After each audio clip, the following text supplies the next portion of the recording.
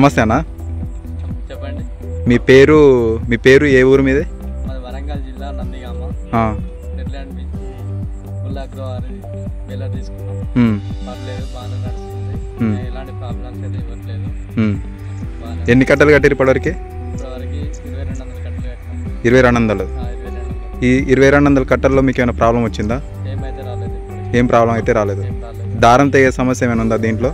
రాలేదు. కాకపోతే 3 లేయర్ కొంచెం ఇబ్బంది అవుతుంది. 2 లేయరే వాడుతున్నారు. బాగానే నడుస్తుంది.